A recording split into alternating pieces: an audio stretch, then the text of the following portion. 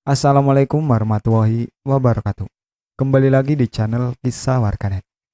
Di video kali ini, saya akan menceritakan sebuah cerita yang saya dapatkan dari akun Facebooknya Loka Rehana. Cerita ini berjudul Tamu Malam Jumat. Tak usah lama-lama, kita ke ceritanya. Malam ini begitu dingin terasa menusuk hingga ke tulangku.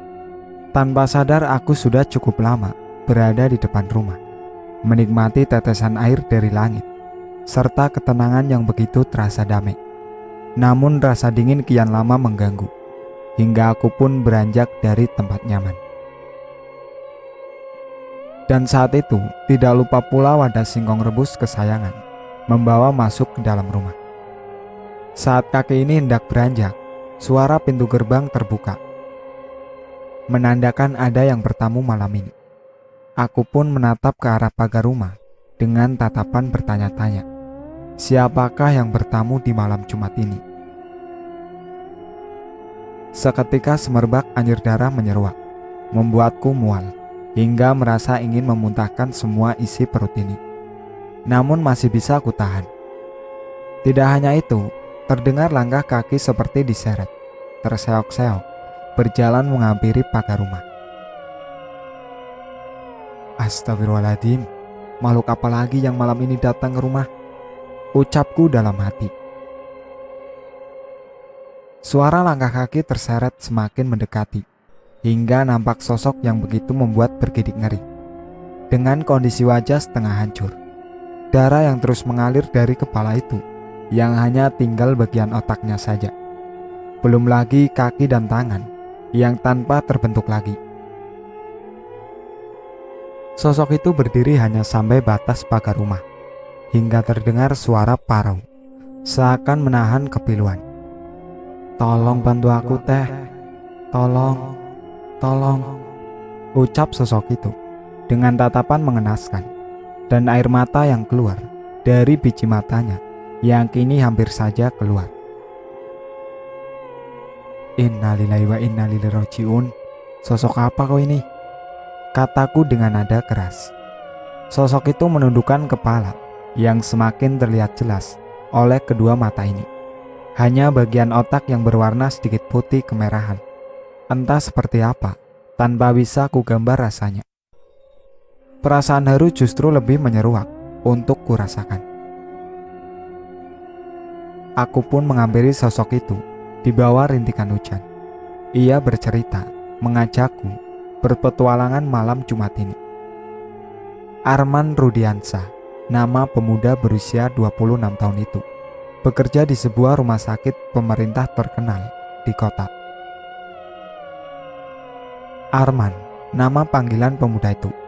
Dia pemuda yang ramah, pekerja keras, namun sayang, sifat yang sedikit sombong, dan tidak pernah mau diremehkan oleh siapapun, baik di lingkungan rumah ataupun tempat ia bekerja. Arman pemuda yang kini menjabat sebagai kepala bagian di rumah sakit tempat ia bekerja, semakin membuat merasa hebat dan harus dihormati, membuat beberapa karyawan atau bawahannya kurang menyukai sikapnya sebagai atasan. "Kau ini rekap obat-obatan saja tak becus, pakai otak dong. Jangan tuh otak ditaruh di dengkul." Ucapan kasar dan merendahkan sudah jadi kebiasaan Arman semenjak ia menjabat sebagai kepala bagian. Sifat sombongnya semakin menjadi-jadi. "Baik pak, maaf pak." Hanya itu ucapan yang keluar dari bawaan Arman. Bahkan ada juga yang merasa sakit hati dengan ucapan Arman. "Lihat saja si Arman, ketemu di jalan, gue bikin mampus," ucap salah satu korban hinaan Arman hari itu, bernama Agung. Agung adalah seorang staf biasa yang baru beberapa bulan bergabung di rumah sakit ia bekerja saat ini. Agung pemuda yang memiliki sifat temperamental tinggi, dan bahkan segala cara ia lakukan agar dendam dan sakit hatinya terbayar, tanpa seorang pun tahu. Agung beberapa kali pernah melakukan kejahatan di usia cukup dini, sehingga kedua orang tua mengirimkan Agung untuk tinggal bersama sang paman di kota ini, berharap ada perubahan menjadi pemuda yang baik. Dia pemuda yang cukup cerdas dalam bidang akademik, namun sayang, karena salah pergaulan, membuat menjadi pribadi yang seperti saat ini. Lihat aja lo Arman, malam ini habis di tangan gue, ucap Agung saat menatap Arman dari kejauhan. Tepat pukul 8 malam, di mana waktu jam kepulangan Arman malam itu, berbarengan dengan jam pulang dengan Agung. Mau pulang juga kamu Gung? Naik motor butut begitu, tampang doang keren, kantong kere, ucap Arman meremehkan Agung. Agung yang saat itu hanya terdiam menahan amarahnya, terlihat dari eratnya kepalan tangan Agung di balik motornya. Ya sudah Gung, saya duluan, awas mogok tuh motor, ucap Arman semakin mengeceknya. Lalu bergegas meninggalkan parkir rumah sakit tempat mereka bekerja. Tidak jauh dari tempat parkiran itu, Agung melihat sebuah mobil pick-up yang sedang menurunkan kardus-kardus obat-obatan. Dalam kondisi yang masih menyala, Agung pun merampas mobil pick-up itu dan segera membawanya.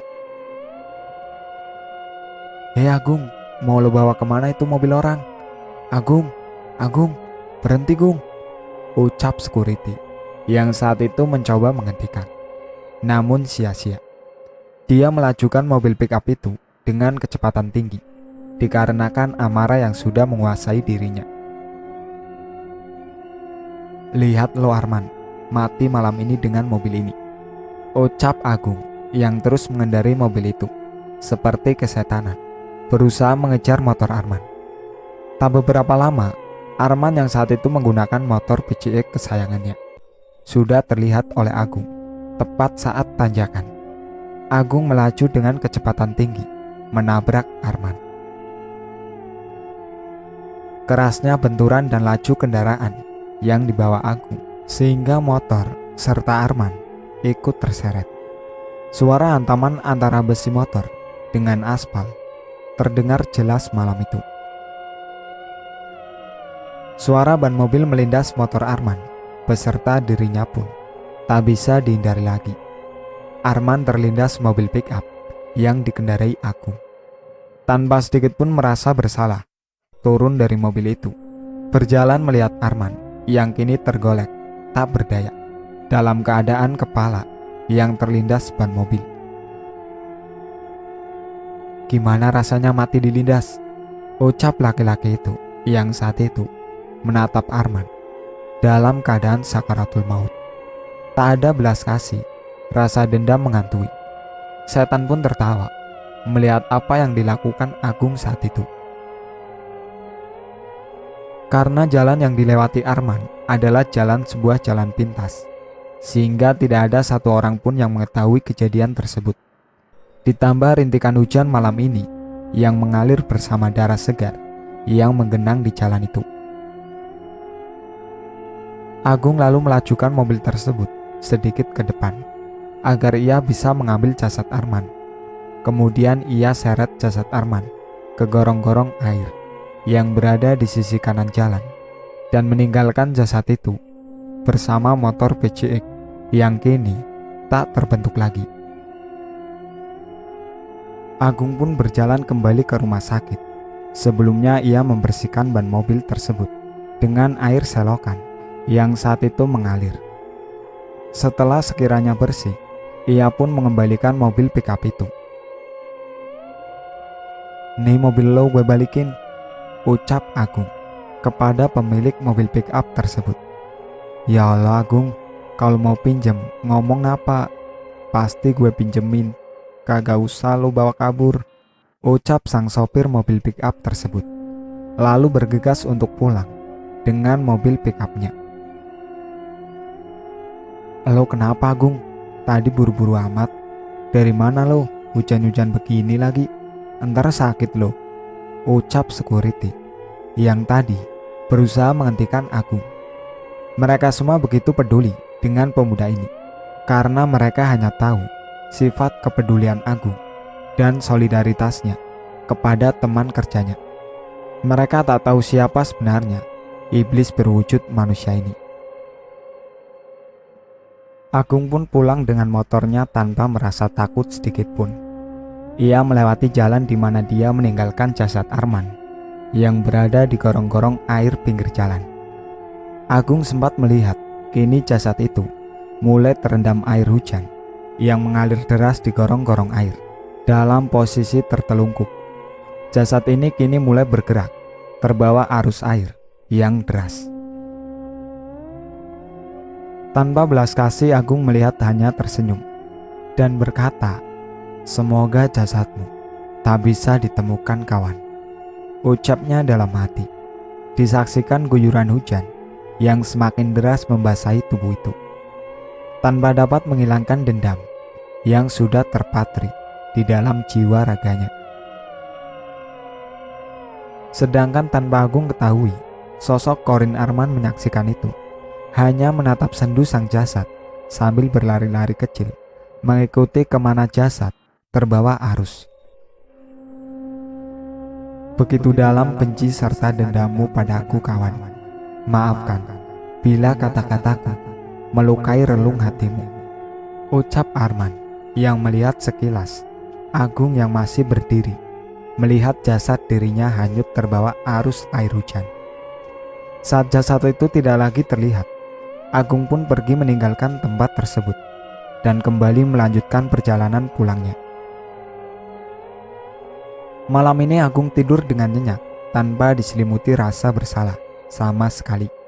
Sedangkan Corin Arman menatap nasibnya yang kini hanya sanggup melihat jasadnya yang bagian wajah setengah hancur. Kepala sudah tak memiliki kulit rambut, hanya isinya saja yang terlihat putih kemerahan. Kaki dan tangan yang kini bengkok hampir putus, tersangkut di sebuah akar pohon di tepian sungai. Alangkah malang nasibmu, wahai sang jasad, ucap Arman, meratapi dirinya. Kini hanya seorang ruh, tak berdaya. Bahkan air hujan pun kini tak bisa membasahi dirinya. Berbeda dengan keluarga Arman, terutama sang ibunda, yang semenjak tadi malam tak henti-hentinya berdoa untuk keselamatan sang anak. Perasaan batin sang ibunda ke anak begitu kuat. Rasa takut kehilangan dan khawatir menjadi satu dalam tetesan air matanya sehingga menjelang pagi ini. "Ya Allah Arman, kamu kemana nak?" ucap sang ibunda. Sedangkan sang kakak Arman berusaha untuk menelpon, bahkan mendatangi langsung rumah sakit tempat Arman bekerja malam itu juga. Tapi Arman tak kunjung ditemukan. Kakak Arman pun berniat melanjutkan mencari Arman ke tempat-tempat di mana biasa Arman kunjungi. Di malam ini, waktu saat ini, sontak membuat perjalanan ke ibu bersama sosok itu terhenti. Tak terasa energi cukup terkuras habis. "Tolong temukan jasadku teh, serta antarkan aku ke peristirahatan terakhirku. Aku tak merasa dendam dengan laki-laki itu. Aku hanya berharap ia mau merubah dan tak mengulangi kesalahan pada siapapun," ucap sosok Arman yang kini menghilang bersama amis darah. Ibu ngapain di depan pintu? Ayo masuk. Baju basah begitu habis jalan-jalan kemana?" ucap suamiku yang menghampiri dengan membawa handuk, lalu menutup kepalaku. Tanpa menjawab pertanyaan sang suami, aku pun masuk ke rumah dan membersihkan diri, lalu tidak lupa untuk sholat isya, karena aku belum sempat sholat saat itu. Saat hendak mengucapkan salam ke arah kanan, tepat di depan wajahku, wajah Arman yang sebagian hancur kian membiru. Lalu aku lanjutkan mengucapkan salam ke arah kiri dan meletakkan kedua tangan di wajahku sambil berdoa kepada Sang Gusti Allah. Aku minta perlindungan serta berniat untuk membantu sosok itu agar semua dipermudahkan. Doa yang kupanjatkan pun usai. Saat ingin membuka mata, suara bisikan dengan suara paruh berkata, "Terima kasih teteh, aku akan membantumu juga, menunjukkan di mana jasadku berada." Sosok itu datang tanpa wujudnya. Singkat cerita, aku pun menceritakan hal ini kepada suami dan sepupuku. Kemudian kami dengan bismillahirrahmanirrahim serta doa memulai pencarian. Atas bantuan Korin Arman pun kami sampai di mana lokasi jasad Arman ditabrak. Kami juga menemukan seonggok motor PCX kesayangan Arman yang masih berada di sisi jalan. Kebetulan sepupuku ini seorang polisi. Ia pun menelpon anggota lainnya untuk membantu serta evakuasi jasad Arman yang kami temukan juga tidak jauh di bibir sungai dalam keadaan ngambang dan luka-luka, dan bagian kepalanya tak utuh lagi. Ia pun mengevakuasi dan tak lupa mencari informasi dari barang yang Arman bawa. Korin Arman memberitahuku bahwa dompet serta tasnya ada di jok motor miliknya. Aku pun memberitahu hal itu kepada pihak polisi. Kemudian mereka membongkar paksa jok motor Arman yang dalam keadaan ringsek parah. Benar, nama seorang pemuda yang sama persis kusebutkan semenjak tadi. Tak hanya itu, foto ia dengan ibunda yang berada di dompet itu pun begitu akrab terlihat, membuatku meneteskan air mata. Singkat cerita, pihak kepolisian menghubungi keluarga Arman, memberitahu kabar duka ini. Lalu keluarga pun datang ke rumah sakit dan membawa jasad Arman yang kini sudah terbungkus kain kafan, tinggal disolatkan di rumah duka. Usai disolatkan, jasad Arman dikebumikan di makam keluarga, berdekatan dengan makam sang ayah dan adiknya yang lebih dulu meninggalkannya. Usai pemakaman, aku berdoa di makam Arman bersama suami serta sepupuku. Saat husuk berdoa, sepupuku berkata, "Teh, itu pemuda yang sejak tadi berdiri di bawah pohon, yang terus melihat ke arah kita. Apakah itu Korin abang Arman ini?" Aku pun tersentak dengan ucapan sepupuku itu, lalu melihat ke arah di mana ia melihat sosok pemuda yang kini melambaikan tangannya kepada kami, tersenyum sama kedamaian dan ketenangan pada dirinya. Namun berbeda dengan Agung yang kini harus menerima ganjaran akan perbuatan dari hasil penyelidikan serta pengakuannya sendiri kepada pihak polisi tanpa mereka bersalah. Hal itu membuat keluarga Arman hanya bisa ikhlas dan mendoakan yang terbaik untuk Agung dan mengikhlaskan kepergian Arman dengan hati lapang. Sekian perjalanan malam Jumatku. Ini hanya sepenggal cerita yang kualami. Itulah akhir cerita dari tamu malam Jumat. Sekian dari saya.